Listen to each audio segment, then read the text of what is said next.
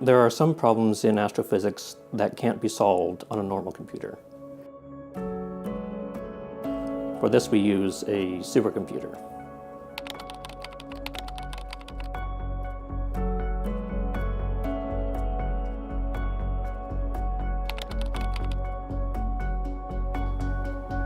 My name is Ryan Tanner. I study active galactic nuclei and star formation and how they affect galaxies. I have been doing research and computer simulations of galactic outflows for a number of years now. My name is Kim Weaver and I work at NASA. I've been looking at AGN for a very long time, and we just don't understand how the jets impact the galaxies in these low luminosity objects. An AGN is where you have a supermassive black hole at the center of a galaxy, and occasionally there's gas or a star or something that gets too close to the supermassive black hole, and it begins to get pulled in by gravity. But when it does that, it releases a huge amount of energy. There are strong jets and weak jets. High intensity AGN, the large jets, have been studied for a long time. We've seen, they're very obvious. You can see them on the sky. You see them bright in the radio emission. You see them bright in the optical. The largest ones can get several million light years in size. The low luminosity jets are much harder to find and often do not even leave their galaxies and are very compact. We know some things about the AGN, but we don't know everything. It's like a big puzzle piece. We're doing a jigsaw puzzle and there's pieces that are missing, and there's some that we have fairly well put together, but others where we have no idea what's there. One of the major puzzle pieces that we're missing is how these low luminosity AGNs impact and determine the evolution of their host galaxies. For this problem, we have to use supercomputers.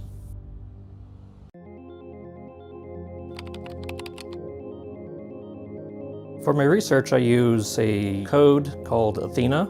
It can do anything from planet formation, star formation, supernovas, and anything in between. And I did some modifications to it in order to tailor it to my exact problem that I have. The process of watching this was impressive because, there's so much computation going in and there's so much focus going into this project, and the outcome is going to be something pretty spectacular, but it takes time.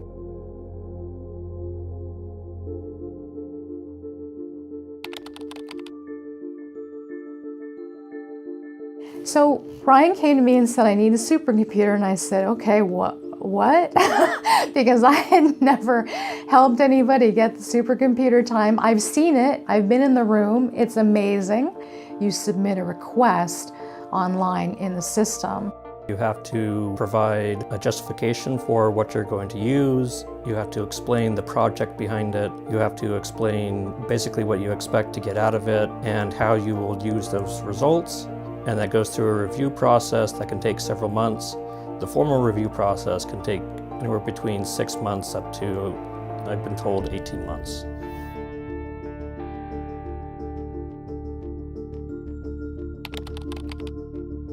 Basically, I can use the supercomputer from anywhere in the world as long as I have a secure connection to it. And then once I'm logged onto it, it's as if I'm there using the supercomputer in the actual building where it's housed.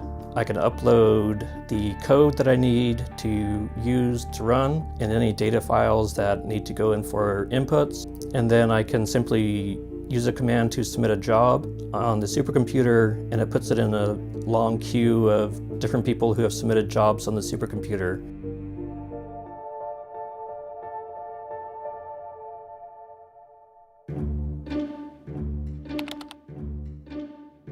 All I can tell you is there were days that I asked Ryan how things were going, and he said, it's going to be another few days because I have simulations running.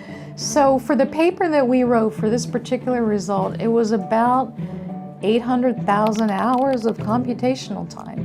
When I'm actually doing the research and doing the simulations, like I said, I don't think too much about it, but when I talk to other people and explain what I'm doing, that's when I realized, oh, these are really big simulations, and there's a lot of stuff going on here that most people will never see, or the amount of computational resources that most people will never use in their life.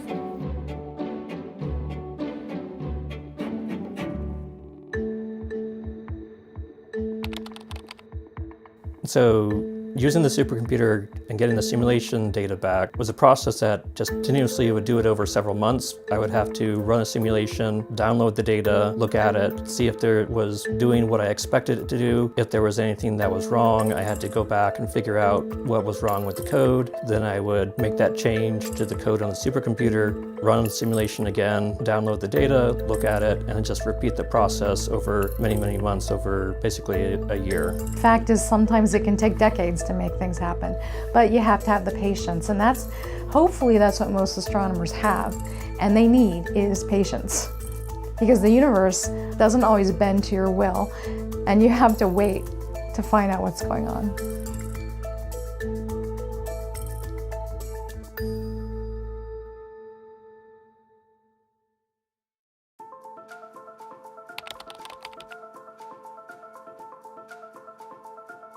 It was one of those things where I didn't know exactly what would come out of the simulations. That's why we're doing it.